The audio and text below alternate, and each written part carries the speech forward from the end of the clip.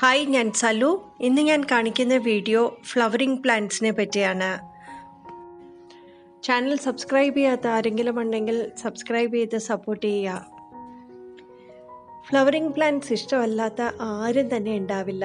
എല്ലാവർക്കും അവരവരുടെ ഗാർഡൻ നല്ല ഭംഗിയാക്കി വെക്കുക, അതുപോലെ തന്നെ നല്ല പൂത്തുലഞ്ഞ് നിൽക്കുന്നത് കാണാനായിരിക്കും എല്ലാവർക്കും ഇഷ്ടം.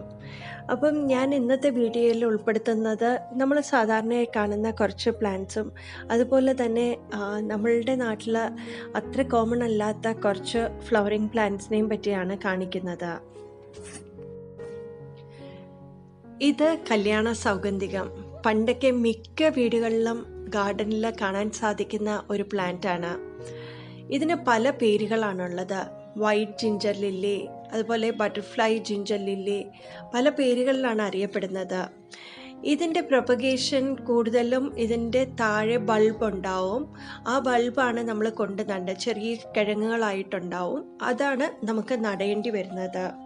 അതുപോലെ തന്നെ സെപ്റ്റംബർ, ഒക്ടോബർ, നവംബർ മാസങ്ങളിലാണ് ഏറ്റവും കൂടുതൽ പൂക്കൾ വരുന്നത്. അതുപോലെ നല്ല മണമുള്ള ഒരു ചെടിയാണ്. നല്ല മണമാണ് ഇതിന്. വളരെ ദൂരെ നിന്ന് തന്നെ ഇതിൻ്റെ ആ ഒരു സ്മെല്ല് നമുക്ക് മനസ്സിലാക്കാൻ സാധിക്കും. അതുപോലെ തന്നെ മഴക്കാലം കഴിയുമ്പോഴാണ് ഈ പൂക്കൾ കൂടുതലായിട്ട് കാണാൻ സാധിക്കുന്നത്. ഇത് എല്ലാവരും വീട്ടിൽ വെക്കേണ്ട ഒരു പ്ലാന്റും കൂടിയാണ്. ഇത് ആസ്ട്രേസിയ ഫാമിലിയിലുള്ള ഡെയ്സി പ്ലാന്റ്സ് ആണ്. ഏകദേശം ഒരു 23,000 സ്പീഷ്യസിലാണ് ഡെയ്സി പ്ലാന്റ്സ് ഉള്ളത്. ലോകത്തിലെ തന്നെ ഏറ്റവും കൂടുതൽ സ്പീഷ്യസ് ഉള്ള ഒരു പ്ലാന്റും കൂടെയാണ്. ഇവിടെ കേരളത്തിൽ അത്ര കോമൺ അല്ല, എന്നിരുന്നാൽ പോലും നോർത്ത് ഇന്ത്യയിലൊക്കെ വളരെ നല്ലതുപോലെ ഈ പ്ലാന്റ്സ് വളരുന്ന കാണാം. അതുപോലെ തന്നെ ഫോറിൻ കൺട്രീസിലെല്ലാം തന്നെ സ്പ്രിംഗ് തുടങ്ങുന്നതിന് മുമ്പായിട്ട് തന്നെ ഈ ഒരു പ്ലാന്റ് നന്നായിട്ട് വളർന്നു വരുന്നത് കാണാം. അതുപോലെ തന്നെ ഒരു ആഴ്ച മാത്രമേ ഈ പൂക്കൾക്ക് ആയുസ് ഉണ്ടാവത്തുള്ളൂ. നല്ല സൺലൈറ്റും വേണ്ട പ്ലാന്റാണ്. ഇതിൻ്റെ സ്റ്റെം ഉപയോഗിച്ചും അതുപോലെ തന്നെ സീഡ്സ് ഇട്ടും നമുക്കിത് പ്രൊപ്പഗേറ്റ് ചെയ്തെടുക്കാവുന്നതേ ഉള്ളൂ. ഇത് ഇംപേഷ്യൻസ് പ്ലാന്റ്സ് അല്ലെങ്കിൽ ചൈനീസ് ബാൾസം എന്നൊക്കെ പറയുന്ന ഒരു പ്ലാന്റ് ആണ്. നമുക്കിപ്പോൾ നഴ്സറിയിൽ പോയി കഴിഞ്ഞാൽ ഇതിൻ്റെ ഒരുപാട് വെറൈറ്റീസ് കാണാൻ സാധിക്കും. കളേഴ്സൊക്കെ നല്ല ബ്രൈറ്റ് ആയിട്ടുള്ള കളേഴ്സിലാണ്. നമ്മുടെ ഗാർഡനൊക്കെ ഭയങ്കര ബ്യൂട്ടിഫുൾ ആക്കുന്ന തരത്തിലുള്ളൊരു പ്ലാന്റാണ്. അതുമാത്രമല്ല നല്ല പോലെ പെട്ടെന്ന് വളർന്നു വരുന്ന ഒരു ചെടിയും കൂടിയാണ്. ഈ ഒരു പ്ലാന്റ് വന്നിട്ട് പാർഷ്യൽ ഷെയ്ഡിലാണ് നന്നായിട്ട് വളരുന്നത്. അതുപോലെ തന്നെ ഇത് സമയാസമയങ്ങളിൽ പ്രൂൺ ചെയ്യണം. എന്നാൽ മാത്രമേ ഈ ഒരു പോട്ട് നിറയെ നന്നായിട്ട് പൂക്കൾ ഉണ്ടാവത്തുള്ളൂ. നിറയെ പൂക്കളുണ്ടാവാനായിട്ട് നമുക്ക് കടലപ്പിണ്ണാക്ക് പുളിപ്പിച്ചത് നേർപ്പിച്ചതിന് ശേഷം നമുക്കിത് ഒഴിച്ചു കൊടുക്കാവുന്നതാണ്. അപ്പം നിറയെ പൂക്കളുണ്ടാവുന്ന കാണാൻ സാധിക്കും. ഇപ്പം നഴ്സറിയിലൊക്കെ തന്നെ 20 rupees 30 rupeesന് കാണാൻ സാധിക്കും. ഒരുപാട് സൺലൈറ്റ് അടിക്കാത്ത ഭാഗത്ത് വെക്കുന്നതാണ് നല്ലത്. അതുപോലെ തന്നെ മഴക്കാലത്തും ഇത് മാറ്റി വെക്കുന്നതാണ് നല്ലത്. ഇത് മിനി പെറ്റൂണിയ അല്ലെങ്കിൽ മില്യൺ ബെൽസ് എന്നാണ് അറിയപ്പെടുന്നത്. നല്ല ഭംഗിയുള്ള ഒരു പ്ലാന്റാണ്. നിറയെ പൂക്കളുണ്ടാവുന്നതാണ്. നമുക്ക് ഹാങ്ങിങ് ബാസ്ക്കറ്റിലോ അല്ലെങ്കിൽ താഴെ നമ്മൾ നടുവാണെങ്കിൽ ഇത് പെട്ടെന്ന് തന്നെ പടർന്ന് കയറുന്നതും കാണാൻ സാധിക്കും. ചെറിയ ചെറിയ പൂക്കളോട് കൂടിയാണ് ഇത്. ഫുൾ കവർ ചെയ്യുന്ന രീതിയിൽ ഒരു പോട്ടുണ്ടെങ്കിൽ ആ പോട്ട് മുഴുവനായി കവർ ചെയ്യുന്ന രീതിയിലാണ്. നല്ല സൺലൈറ്റ് വേണം. അതുപോലെ തന്നെ നല്ല മഴക്കാലം ആയിക്കഴിഞ്ഞാൽ ഈ പ്ലാന്റ് ഷെയ്ഡിലോട്ട് മാറ്റി വെക്കുകയും വേണം. ഇപ്പം നഴ്സറികളിലെല്ലാം കിട്ടുന്നുണ്ട് ഈ ഒരു പ്ലാന്റ്. ഇത് 30 rupees ഒക്കെ കൊടുത്തു കഴിഞ്ഞാൽ ഇതിൻ്റെ പല വെറൈറ്റീസിലുള്ള പല ഷെയ്ഡ്സിലുള്ളത് കാണാൻ സാധിക്കും. നമ്മളുടെയൊക്കെ ഗാർഡൻ വളരെ സുന്ദരമാക്കുന്ന ഒരു പ്ലാന്റാണ് റോസ്. ഏകദേശം 300 വെറൈറ്റീസിലാണുള്ളത്. കൂടുതലായിട്ടും നമ്മൾ കാണുന്നത് വൈൽഡ് റോസും ഓൾഡ് ഗാർഡൻ റോസസും അതുപോലെ തന്നെ മോഡേൺ ഗാർഡൻ റോസും ഒക്കെയാണ്. ഇപ്പോൾ കിട്ടുന്ന എല്ലാ റോസുകളും ഹൈബ്രിഡ് വെറൈറ്റീസിലുള്ളതും അതുപോലെ തന്നെ നാടൻ റോസുമാണ് നമ്മളുടെ നാട്ടിൽ കൂടുതലായിട്ട് കാണുന്നത്.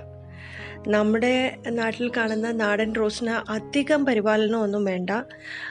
ഹൈബ്രിഡ് വെറൈറ്റീസിലുള്ളതാണെങ്കിൽ കുറച്ച് രോഗങ്ങൾ ഉണ്ടാവുമെങ്കിലും പല കളേഴ്സിലും നല്ല വലുപ്പത്തിലും അതുപോലെ തന്നെ നല്ല കളർഫുള്ളായിട്ട് നമുക്ക് കാണാൻ സാധിക്കും.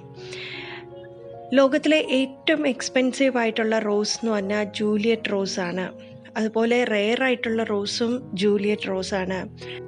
ഫോറിൻ കൺട്രീസിൽ ഉള്ള റോസുകൾക്കെല്ലാം തന്നെ നല്ല വലുപ്പമാണ്. സാധാരണ നമ്മുടെ നാട്ടിൽ കാണുന്ന റോസിനേക്കാളും കുറച്ചും കൂടെ നല്ല വലുപ്പത്തിലാണ് അവിടുത്തെ റോസുകളൊക്കെ കാണാൻ സാധിക്കുന്നത്.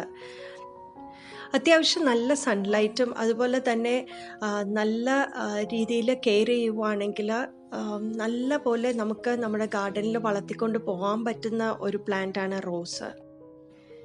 ഇത് മെലാപ്പോഡിയം അല്ലെങ്കിൽ ബട്ടർ ഡെയ്സി വളരെ കോമൺ ആയിട്ട് പണ്ടൊക്കെ കാണുന്ന ഒരു പ്ലാന്റ് ആയിരുന്നു. പക്ഷേ ഇപ്പോൾ അത്രയും കോമൺ അല്ല.